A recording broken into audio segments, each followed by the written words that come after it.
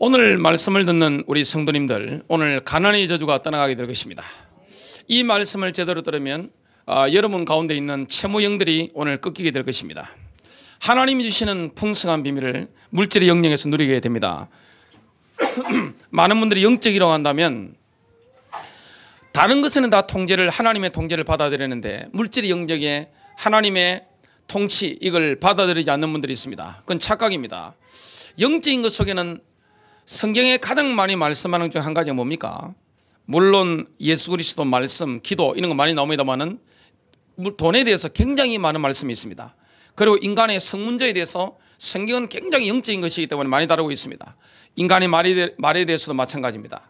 하나님은 저와 여러분 인생을 향한 모든 포괄적인 계획을 가지고 계십니다. 하나님의 계획은 마치 모자이크와 같습니다.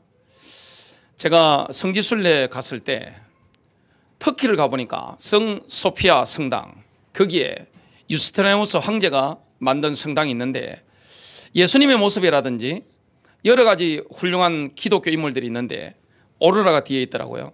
모자이크를 만든 겁니다. 얼마나 아름다운지 몰라요. 하나님의 계획은 모자이크와 같습니다. 입체적입니다. 탁탁 붙였는데 보니까 하나님의 종합적인 계획이 딱 이루어지는 겁니다. 하나님의 계획은 굉장히 포괄적인 것을 보게 됩니다. 하나님은 저와 여러분 인생을 향한 모든 분야에 완벽한 계획을 가지고 계십니다. 그 중에 한 가지가 바로 물질인데요. 오늘 말씀을 제대로 듣고 오늘 제대로 인도를 받으면 채무형에서 해방받습니다. 가난의 영에서 해방받게 되어 있습니다. 하나님이 주시는 풍성한 비밀을 누리게 되어 있습니다. 많은 분들이 오해를 하시는 게 교회를 다니면 가난하게 살아야 된다. 목사가 그냥 늘 가난하고 그냥 누추하게 살아야 된다, 이렇게 생각하는 분들이 있습니다. 착각입니다. 그리고 반대편에서는 뭡니까? 물질 응답이 이게 다 큰 축복이다. 그것도 착각입니다. 그는 양쪽 다 잘못된 것입니다. 하나님은 어떤 교인에게는 엄청난 물질을 줍니다. 그리고 어떤 교회는 많은 물질을 줍니다. 왜 그렇습니까? 분량이 다르거든요. 교회마다 목사마다 믿음의 분량이라는 게 다른 겁니다. 다 같이 교회를 다니고 예수를 믿지만 성도님들마다 분량이 다 다른 겁니다. 하나님이 주시는 역량이 다른 것입니다. 믿음의 분량이 있는 것이고 위치가 있는 것입니다. 거기에 따라서 어떤 교회는 엄청난 재력이 따라붙습니다. 어떤 성도님들에게는 많은 재력이 따라붙습니다. 그거 아니고 하나님을 향한 중심이 없는데 교회 물질이 많아지거나 목사에게 과도한 물질이 오거나 하나님을 향한 중심이 없는데 성도에게 과도한 물질이 가버리면 어떻게 됩니까? 반드시 타락하게 되어 있습니다. 인간은 별 수 없습니다. 오늘 저와 여러분이 어떻게 살아야 됩니까? 예수님이 오늘 밤에 오신다는 경각심을 가지고 살아야 됩니다. 그리고 예수님이 100년 후에 오실 수 있다는 것을 가지고, 그 생각을 가지고 준비하며 살아야 됩니다. 그게 함께 공존해야 됩니다. 성경에는 많은 돈에 대한 말씀을 하고 있는데 우리는 영성 자체가 현실에 발을 딛고 있는 영성입니다. 예수님이 라이벌처럼 말씀하신 게 딱 한 가지입니다. 그게 뭡니까? 바로 만몬입니다. 돈신입니다. 만몬신. 마태복음 6장 24절입니다. 아무도 두 주인을 섬길 수 없나니 너희가 하나님과 만몬을 겸하여 섬길 수 없나니라. 저와 여러분은 하나님을 섬기면서 이렇게 나아가든지 돈을 섬기면서 하나님을 무시해버리든지 그 양자택일 가운데 있습니다. 중립지대 없습니다. 이게 영적인 거기 때문에 그렇습니다.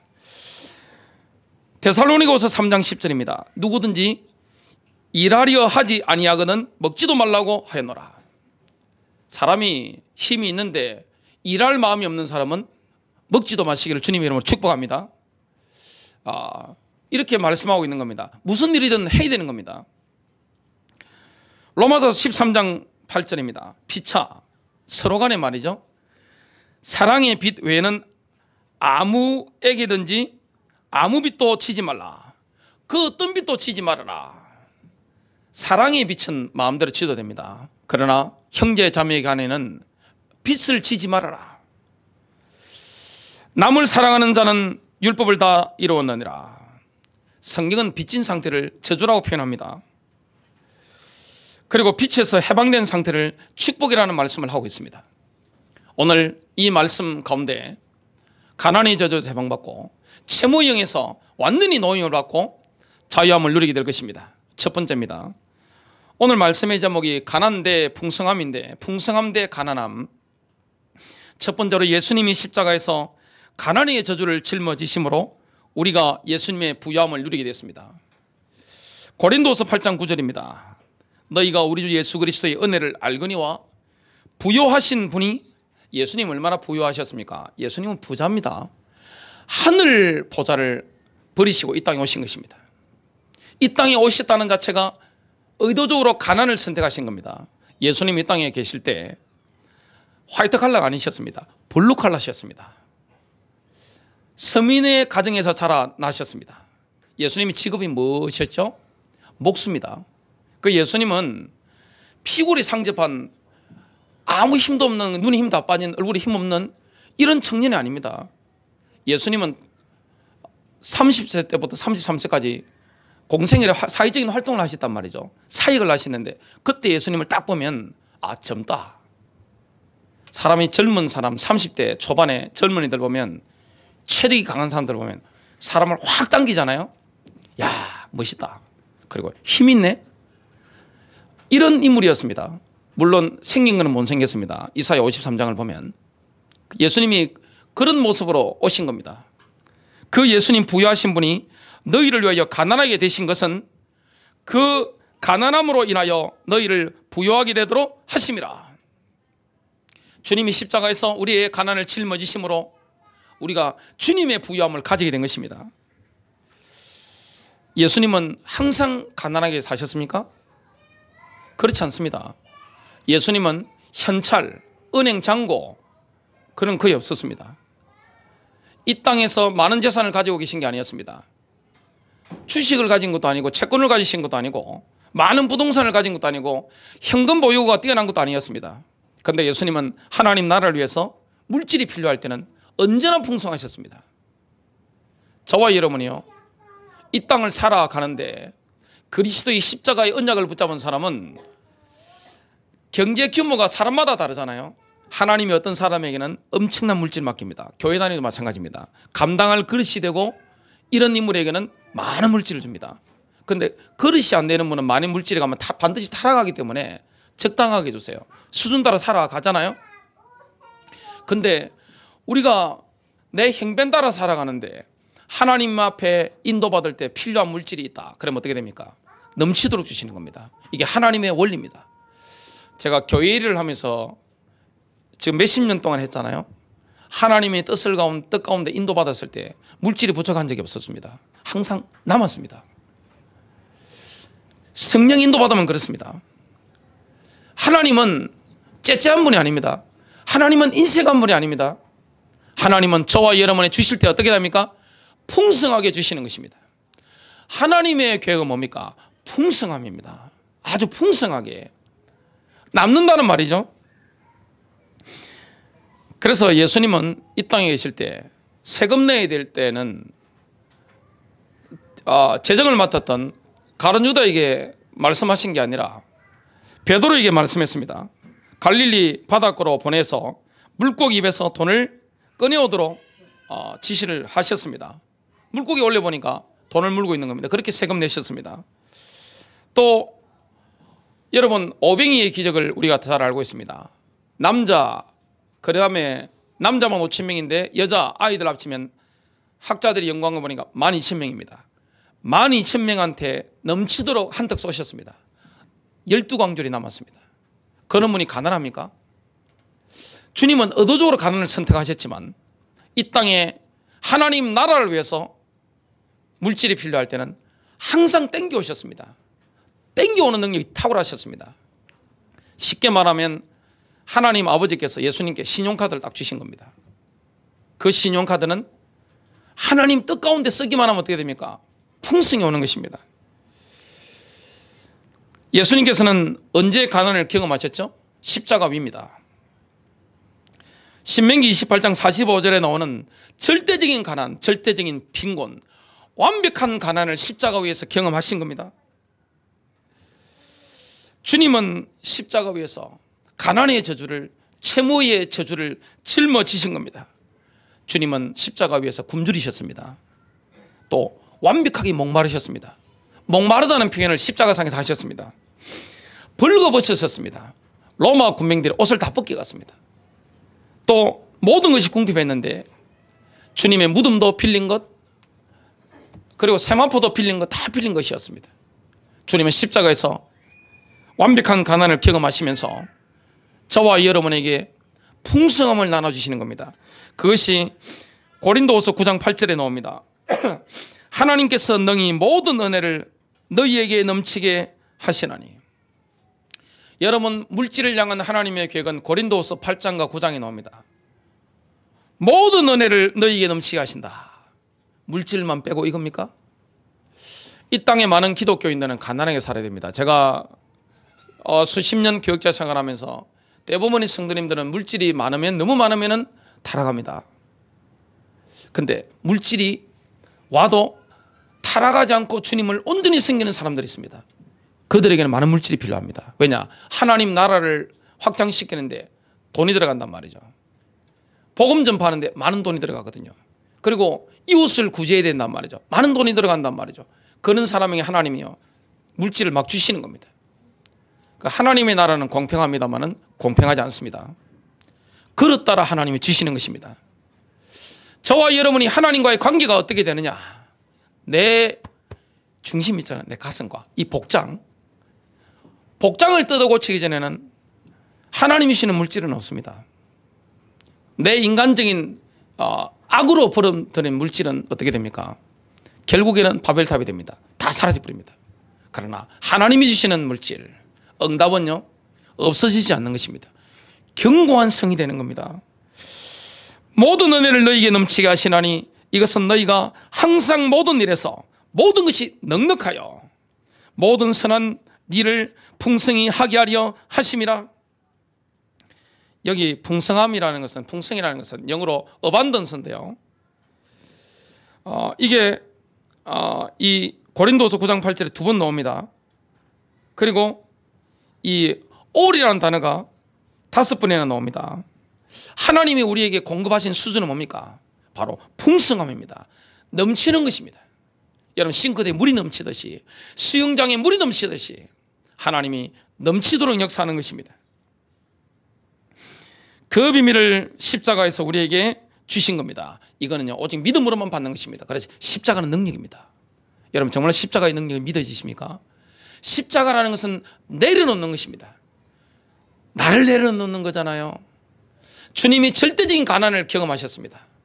그래서 정말 십자가의 능력을 믿는 자, 가난과 채무형에서 해방받는 것을 우리가 경험하게 되어 있습니다. 자격이 있어 받는 게 아닙니다. 은혜로 받는 것입니다. 그것이 에베소서 2장 8절에 나옵니다. 풍성함은요, 넘치는 물결이라는 뜻이 있습니다. 넘치는 물결. 물결이 밀려오는데 넘치는 것입니다. 우리는 하나님으로부터 오는 물결이 우리 위에 넘치는 사람이 되어야 됩니다. 은혜가, 모든 은혜가 다 넘친단 말이죠. 하나님이 우리를 다스리시는데, 하나님은 왕이시잖아요.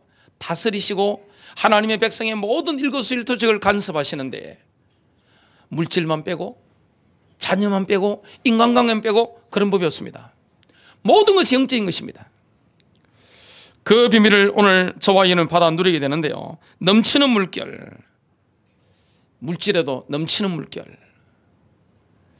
그래서 이게 하나님의 분명한 계획입니다. 그래서 생각이 잘못된 사람들이 있습니다. 무조건 돈 하면서 축복받아야 된다, 돈 하는 거, 그거 틀린 겁니다. 그러면서 기독교인은 무조건 가난하게 살아야 된다, 이게 다 틀린 것입니다. 하나님의 계획 가운데 하나님 나라에 쓰임받을 사랑과 교회 있습니다. 거기는 넘치는 물길이 있게 되어 있습니다. 이런 물질의 영역도 마찬가지입니다. 왜 그렇죠? 우리가 하나님을 기쁨으로 섬기고 하나님 나라에 드려야 되기 때문에, 그리고 이웃에게 물질을 흘러가도록 베풀어야 되기 때문에 그렇습니다. 성경에 구제 연사가 있습니다. 구제라니까 불쌍한 사람 도와주는 걸 생각하는데 그게 아닙니다. 불쌍한 사람은 일부분입니다. 자, 우리가 물질을 풀어야 되는데 가장 먼저 풀어야 될 대상이 누구죠? 교회 안에 있는 형제 자매들입니다. 그래서 교회 오래 믿고 신앙이 연조가 있는 분들이 뭘 살펴야 됩니까? 옆에 형제자매들의 형편을 살피잖아요. 목사가 왜 신방을 갑니까? 밥 먹으러 갑니까? 그렇지 않습니다. 형편을 보는 거잖아요. 자, 한 번 보면 모든 게 한눈에 확 들어온단 말이죠. 형편을 보고 물질이 흘러가도록 도와주는 겁니다. 사랑이 뭡니까? 물질이 가지 않는 건 사랑이 아닙니다. 자본주의 사회에서 돈은 생명이잖아요. 돈은 피가와 같습니다. 물질을 주는 것은 생명을 주는 것입니다. 피를 바치는 것과 똑같습니다. 아무나 줄 수 있습니까? 사랑이 없으면 안 된단 말이죠. 형제 사랑 뭘 가지고 실천합니까? 물질이 안 가는데 뭐가 형제 사랑입니까? 우리가 하나님의 자녀들이 풍성함을 누릴 이유가 성경에 나오는데요. 출애굽기 34장 20절입니다. 아무도 내 앞에 빈손으로 나오지 말지니라. 시편 96편 8절입니다. 예물을 들고 그의 궁정에 들어갈지어다. 고린도후서 9장 7절입니다. 하나님은 즐겨내는 자를 사랑하시느니라. 여러분 정말로 하나님을 기쁨과 즐거움으로 섬기고 있습니까? 하나님을 기쁜 마음으로 섬기고 있습니까? 교회 오는 게 기쁩니까? 하나님 앞에 물질을 드리는 게 즐겁습니까? 형제자매들에게 물질을 흘러가도록 베푸는 그게 내 마음이 너무나 감사하고 즐겁습니까? 그러면 여러분에게는 하나님이 붙여주시는 이 뭐가 있습니까? 넘치는 물길이 막 밀려오게 되겠습니다. 은혜의 물길이 넘치고 물질의 물길이 막 넘치는 것입니다. 기독신자는 이게 채워져 있잖아요. 허영을 부릴 필요가 없습니다. 제가 뭐 어떻게 교회가 부흥한다고 해서 벤처 같은 거 탈 필요 있을까요? 없습니다. 뭐 그거 한다 폼 잡는다고 해서 누가 알아주고 그게 저한테 뭔가 만족이 될까요? 그렇지 않습니다. 기독신자는 왜 돈을 많이 가져야 됩니까? 열심히 벌어야 돼요. 성경적인 하나님의 관점이 뭡니까? 열심히 일해서 최대한 벌고 뭐합니까? 자기를 위해서는 최소한 만큼 쓰고 남을 위해서 또 하나님을 섬기는 데는 뭡니까? 만급 푸는 것입니다. 우리는 남을 주기 위해서 남 주기 위해서 물질을 모으는 줄로 믿으시길 바랍니다. 우리가 돈을 가지는 이유는 남에게 베풀기 위해서입니다. 다른 이유가 없습니다. 그리고 하나님 나라의 확장에 내가 헌신하기 위해서입니다. 기쁨과 즐거운 마음으로 하나님을 섬기게 되면 풍성함을 누리게 됩니다. 근데 불신앙이 딱 가득 차버리면 어떻게 됩니까? 내 마음에 믿음이 없어지고 불신앙이 가득 차서 모든 것이 풍성한데 말이죠. 물질도 풍성하고 자녀도 잘 되고 뭐가 다 풍성한데 하나님을 기쁨으로 섬기지 않으면 극도의 빈곤을 경험하게 될 것을 성경이 말씀하고 있습니다. 특히 하나님의 백성들은 그렇습니다. 왜냐? 그게 바로 징계거든요. 신명기 28장 45절과 47절 48절입니다. 내가 내 하나님의 여호와의 말씀을 청종하지 아니하고 내게 명령하신 그의 명령과 규례를 지키지 아니하므로 이 모든 저주가 내게 와서 너를 따르고 내게 이르러 마침내 너를 멸하리니 내가 이 모든 것이 풍족하여도 기쁨과 즐거운 마음으로 내 하나님 여호와를 섬기지 아니함으로 말미암아 내가 줄이고 목마르고 헐벗고 모든 것이 부족한 중에서 여호와께서 보내서 너를 치게 하실 적군을 섬기게 될 것이니 그가 철멍에를 내 목에 메워 마침내 너를 멸할 것이라. 이게 2차 대전 때 히틀러 유대인들 학살한 걸 보면 정확하게 성취됩니다. 이게 유대인들 인생의 반복이 되어졌습니다. 두 번째입니다. 올바른 믿음을 가진 자에게 돈은 축복입니다. 복이 되는 것입니다. 올바른 믿음을 가지고 있다면 재물은 많으면 많을수록 복이 되는 것입니다. 그런데 올바른 믿음이 없다. 나를 위해서 막 쓴단 말이죠. 그러면요 타락하기 때문에 반드시 타락합니다. 남자만 타락합니까? 여자도 타락합니다. 이거는 일반 성도 목사 할 것 없습니다. 반드시 타락하게 되어 있습니다. 하나님 보실 때 물질이 내 겁니까? 하나님 겁니까? 이 지갑의 주인은 누굽니까? 하나님이십니다. 주권이 누구에게 있습니까? 하나님께 있는 것입니다. 기도해보고 물질을 지평해야 됩니다. 그러면 하나님의 원하는 데 물질을 내가 쓸 마음이 없고 나의 유익만을 위해서 내 자녀만을 위해서 물질을 이렇게 한다면 하나님이 복을 주실 리가 없습니다. 그게 바로 저주입니다. 하나님과 상관이 없는 물질은 뭡니까? 많으면 많을수록 허무한 것이고 바벨탑이고 저주가 되는 것입니다. 하나님은 하나님 자녀들에게 성공에 대한 약속을 하셨는데요, 신명기 8장 18절입니다. 그가 내게 재물 얻을 능력을 주셨음이라. 물질이 따라붙어야 됩니다. 돈을 따라가면 안 됩니다. 먼저 그의 나라와 그의 일을 구할 때 돈이 따라붙는 사람이 되는 것입니다. 창세기 12장 2절부터 3절입니다. 내가 너로 아브라함에게 말씀하신 거죠. 큰 민족을 이루게 할 것이며 내게 복을 주고 내 이름을 위대하게 하리니 너는 복이 되리라. 너를 축복하는 자들에게 내가 복을 주고 너를 저주하는 자를 내가 저주하리니 내 안에서 땅의 모든 족속들이 복을 받을 것이라. 진짜 그리스도를 만난 사람, 살아계신 하나님을 만난 사람은 가는 곳마다 복이 됩니다. 복이 따라붙는 거예요. 아브라함이 창세기 24장 1절에 보니까 주께서 모든 일에서 아브라함에게 복을 주시니 그랬습니다. 갈라디아서 3장 29절에 보니까 그리스도인들은 아브라함의 후손입니다. 영적 후손이기 때문에 아브라함에게 맺던 그 복도 따라 임하는 것입니다. 따라붙어야 됩니다. 복이 따라붙는 사람, 물질이 따라붙는 사람, 하나님이 따라다니면서 복을 주는 사람. 하나님도 감정이 있으시잖아요. 하나님도 지정의가 있습니다. 여러분이 물질을 어떻게 쓰는지 하나님은 주의 깊게 보십니다. 돈을 어떻게 버는지 주의 깊게 보십니다. 가치관이 어디에 있는지, 프레임이 뭔지 주의 깊게 보시는 겁니다. 하나님께서 복을 주시는 원리가 있습니다. 여호수아 1장 8절입니다. 이 율법책을 내 입에서 떠나지 말게 하며, 말씀이 입에 머물러야 됩니다. 그래서 여러분 물질의 응답을 받기 위해서는 말씀 사역자가 되시길 바랍니다. 말씀을 선포하세요. 집이든 직장이든 어디서든지 말씀을 선포하는 메신저 되시기를 주님의 이름으로 축복합니다. 메신저들에게 돈이 따라붙습니다. 이건 원리입니다. 주야로 그것을 묵상하여 밤낮으로 지속적으로 말씀을 공부해라. 여러분 말씀을 공부하세요. 그 안에 기록된 대로 다 지켜 행하라. 말씀을 실천해라. 최고의 말씀 실천은 뭡니까? 복음 전도입니다. 그리하면 내 길이 평탄하게 될 것이며 내가 형통하리라. 평탄이란 말은 번영한다는 것입니다. 경제적으로 성공한다는 뜻입니다. 형통하리라 이 말은 뭡니까?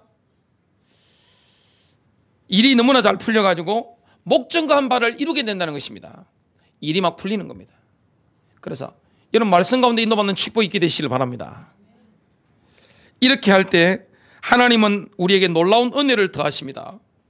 잠언서 10장 22절입니다. 여호와께서 주시는 복은 사람을 부하게 하고 근심을 겸하여 주지 아니하시느니라. 여러분 재벌들이 얼마나 근심이 많습니까? 그러나 하나님이 주시는 복으로 물질이 많은 사람은 근심이 없습니다. 마지막 세 번째입니다. 믿는 자에게는 영원히 지속되는 재물이 있습니다. 여러분 영원한 재물이 있습니까? 있습니다. 이 땅의 재물은 죽는 순간 끝입니다. 어떤 대한민국의 초일류 기업의 회장님이 돌아가시기 전에 잡수신 게 있습니다. 그때는 산산뿌리도 못 드십니다. 뭡니까? 바닥이 보이는 하얀 미음을 드시는 겁니다. 여러분 사람이 죽기 전에는 별 먹을 수 있는 게 없습니다. 맛을 느낄 수 있습니까? 돈 가져갈 수 있는 게 있습니까? 여러분 죽을 때 주식을 가져갈 수 있습니까? 채권을 가져갈 수 있습니까? 금을 가져갈 수 있습니까? 다이아몬드를 가져갈 수 있습니까? 땅을 가져갈 수 있습니까? 뭘 가져갈 수 있습니까? 다 지나갑니다. 눈에 보이는 투자는 일시적이요 지나가는 것입니다. 어디에 투자해야 됩니까? 돈이라는 것은 투자입니다. 여러분 돈을 어디에 투자하십니까? 자식을 위해서 많이 투자하잖아요. 이 땅에 부모들이 돈이 어디에 다 들어갑니까? 사실은 자녀가 없으면 돈 들어갈 일이 없습니다. 자녀 때문에 돈 다 쓰잖아요. 요즘 아이들한테 돈이 얼마나 들어갑니까? 자녀 많이 낳으라고 하는데 이 엄청난 돈이 들어가잖아요. 보통 자녀들한테 돈이 다 들어간단 말이죠. 돈은 투자입니다. 돈은 생명과 같은 거잖아요. 돈을 가지고 있으면 사람도 사잖아요. 그리고 돈을 가지고 있으면 정치도 움직일 수 있습니다. 돈을 가지고 있으면 이 땅에서는 엄청난 일들을 할 수 있습니다. 그게 돈의 힘입니다. 대한민국에서는 돈이 하나님이잖아요. 돈을 가진 사람이 권력을 가지고 있는 겁니다. 현실이란 말이죠. 이 돈의 힘인데 이 엄청난 에너지를 내가 어디에 투자해야 됩니까? 그게 영원한 재물이 있습니까? 이 땅의 투자는 잠시입니다. 하나님 나라를 위해 투자하는 건 뭡니까? 영원한 재물이 됩니다. 잠언서 18장 17절부터 18절입니다. 나를 사랑하는 자들이 나의 사랑을 입으며 나를 간절히 찾는 자가 만날 것이니라. 하나님도 이심전심입니다. 기브 앤 테이크입니다. 주고받는 겁니다. 하나님과 우리는. 물질의 관계도 마찬가지입니다. 하나님께 주고받는 겁니다. 하나님도 인격체시잖아요. 하나님도 실제하는 분입니다. 정말 하나님 살아계신 거 믿으세요? 여러분 정말로 여러분 삶으로 물질로 내 모든 것으로 하나님을 기쁜 마음으로 섬기고 있습니까? 하나님을 섬기는 게 너무나 마음이 기쁘다. 너무 즐거워요. 이런 분들은 뭡니까? 지금 모든 일이 형통함을 누리고 있을 겁니다. 하나님 앞에 하는 것은 억지로 하지 마시기 바랍니다. 여러분 헌금이 부담되면 헌금하지 마세요. 아무리 헌금 그게 와도 안 하시면 됩니다. 맞아요. 안 하면 됩니다. 저희 교회에서 헌금 내역을 보는 것은 제가 봅니다. 왜냐하면 여러분 형편을 알아야 되기 때문에. 성도의 사정을 모르고 어떻게 목회를 합니까? 그리고 재정 보는 두 분 외에는 아무도 모릅니다. 재정 얼마나 헌금이 들어가고 어떻게 일하는지 잘 모릅니다. 자, 우리가 다른 데는 다 영적이란 말이죠. 그런데 물질 영역만큼은 하나님이 왕이시지 않으면 어떻게 됩니까? 내 마음대로 하는 거잖아요. 내 생각대로 해버리잖아요. 세상 기준으로 해버리잖아요. 그게 아닙니다. 하나님은 우리의 가난을 짊어지신 것입니다. 그게 십자가입니다. 우리에게 뭘 주십니까? 주님의 풍성함. 내가 어렵더라도 주를 위해서 물질을 사용할 때는 언제나 풍성하게 오는 겁니다. 이게 하나님의 원리입니다. 영원히 지속되는 재물이 있습니까? 이 땅의 재물은요, 죽는 순간 끝입니다. 빈손으로 왔다 빈손으로 갑니다. 아무리 잡으려고 안 간다고 벽에 피가 나도록 끌고 보세요. 어쩔 수 없습니다. 시커먼 사자 와서 데려갑니다. 예수 믿는 사람은 천사가 와서 데려가죠. 나를 사랑하는 자들이 나의 사랑을 입으며 나를 간절히 찾는 자가 만날 것이니라. 부귀가 내게 있고. 기독신자가 욕심으로 가득 차가지고 하나님 물질 응답 주세요. 이건 틀린 것입니다. 이건 우상숭배입니다. 이걸 보고 만몬숭배를 합니다. 이거는 번영신학입니다. 하나님을 어디 집사로 둡니까? 하나님 그런 분이 아닙니다. 여러분 쫄따구 아니시라니까요. 우리가 경외해야 되는 분입니다. 두려워하는 분입니다. 하나님은. 우리가 어리고 하나님이 갑이십니다. 하나님 무조건 내놓으세요. 이거는 잘못된 것입니다. 그리고 우리가 또 너무 가난하게 추하게 살아야 됩니까? 그 하나님의 계획이 아니란 말이죠. 부귀가 내게 있고 부와 물질을 주고 우리를 존귀하게 만들고 권력을 주는 분이 누굽니까? 하나님이십니다. 세상에 권력과 돈이 있으면 세상 사람들은 타락합니다. 그리고 아니면 자기과시합니다. 망한 징조잖아요. 그건 망한 것입니다. 그러나 하나님의 사람은 자기를 드러내지 않습니다. 있어도 없는 것과 똑같은 것입니다. 그리고 거기에 마음을 두지 않습니다. 왜 돈을 모았습니까? 남을 위해 쓰기 위해서. 주를 위해 내가 바치기 위해서. 다른 동기가 없는 것입니다. 부귀가 내게 있고 장구한 재물과 공의도 그러하니라. 장구한 재물, 지속되는 재물도 하나님께 있는 것입니다. 지속되는 재물에는 두 가지가 있습니다. 장구한 재물은 두 가지가 있는데요, 우리가 하나님 나라에 드리는 것은 무엇이든지 장구합니다. 지속되는 것입니다. 내 소유를 가지고 주님께 드린 것은 이자율이 1000%입니다. 이것도 투자잖아요. 최고의 투자가 뭡니까? 하나님 나라를 위해서 내가 바친 것, 드린 것, 이건 투자입니다. 이자율이 1000%입니다. 마태복음 19장 29절입니다. 누구든지 내 이름을 위하여 집이나 형제나 자매나 아버지나 어머니나 아내나 자식이나 토지를 버린 사람은 일백배로 받을 것이요 또 영생을 상속받으리라. 저는 예수 믿으면서 주님의 부름을 받을 때 버린 경험이 있습니다. 예수를 믿는 것은 수지가 맞는 것입니다. 자, 주님과 바울은 좀 다릅니다. 좀 이따 나오게 될 겁니다. 하나님의 말씀과 권능으로 사람을 양육하는 것도 장구한 제물이 됩니다. 말씀 사역자가 돼가지고 제자 삼는 것, 이것도 장구한 제물이 됩니다. 하늘나라 상급이 엄청난 겁니다. 투자 중에 최고의 투자가 뭡니까? 사람을 남기는 것입니다. 고린도전서 3장 11절부터 15절입니다. 이 닦아놓은 기초 위에 바울의 고백이죠. 아무도 다른 기초를 놓을 수 없나니 이 기초는 예수 그리스도시라. 이제 누구든지 이 기초 위에 금이나 은이나 보석이나 나무나 짚이나 그루터기로 지으면 각 사람이 일한 것이 나타나게 되리니 그 날이 그것을 밝힐 것이라. 이는 그것이 불로서 드러나고 또 그 불은 각 사람의 일한 것이 어떤 종류인지를 시험할 것이기 때문이라. 만일 어떤 사람의 일한 것이 세운 그대로 있으면 그는 상을 받을 것이요 만일 어떤 사람이 일한 것이 불타버리면 그는 손해를 당하리라. 그러나 그 자신은 구원을 받게 되지만 불에 의해서인 것처럼 그렇게 되리라. 우리가 일한 게요 금이나 은같이 타지 않는 것 있잖아요. 상급이 있는 겁니다. 자, 목사가 목회를 했는데 하늘나라 갔는데 아무 상급이 없다. 제일 두려운 거 아니겠습니까? 제가 제일 두려워하는 그겁니다. 제가 이전에 45살 때 저를 뒤돌아본 게 있습니다. 그때 그럼 45이 지금 제가 넘은 겁니다. 45살 때 뒤돌아봤습니다. 솔직한 고백인데요. 이대로 살다가는 교회는 뻗어나가고 사회적 지위는 높아지겠지만 60살 넘어가면 부인한테 외면당했구나 결론이 나더라고요. 그리고 하늘나라 가면 상급이 없다. 이 두 가지가 저를 괴롭혔습니다. 분명한 제가 결론이 나오고 그 이후에 인생을 제가 턴하게 됐습니다. 우리는 나를 뒤돌아볼 줄 알아야 됩니다. 하나님 앞에 염치가 있어야 됩니다. 부끄러운 줄 알아야 됩니다. 내가 자꾸 어려움이 온단 말이죠. 부끄러운 줄 알아야 됩니다. 뒤돌아봐야 됩니다.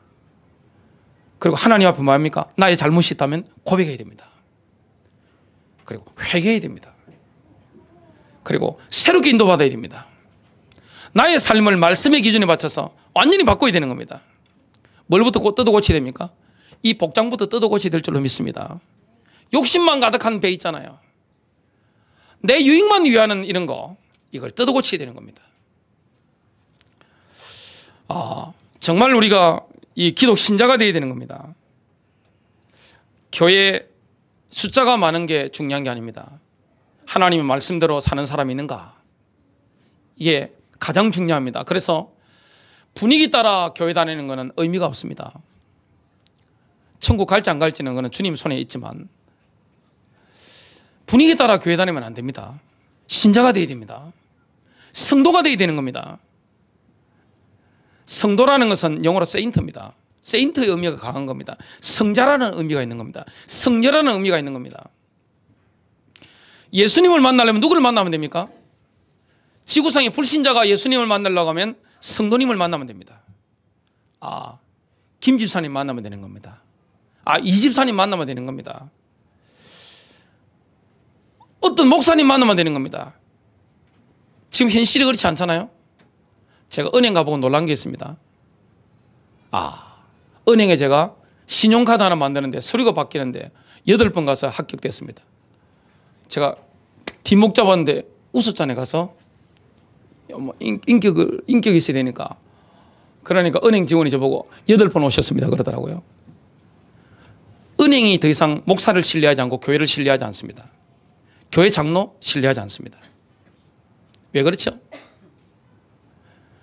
신자가 아니라서 그렇습니다.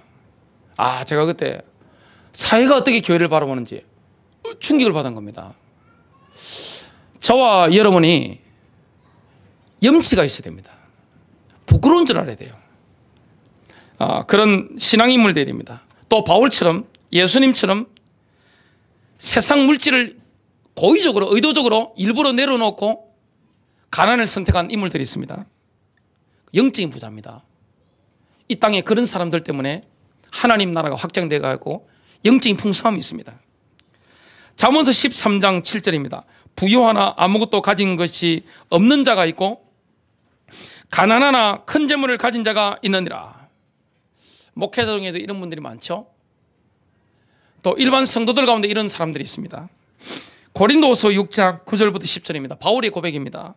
무명한 자 같으나 유명한 자요, 죽은 자 같으나 보라 우리가 살고, 징계를 받는 자 같으나 죽임을 당하지 아니하고, 킹제임스로 보니까 매를 맞았으나 죽지 않아야했고, 바울은 수없이 많은 매를 맞았으나 죽지 않았습니다.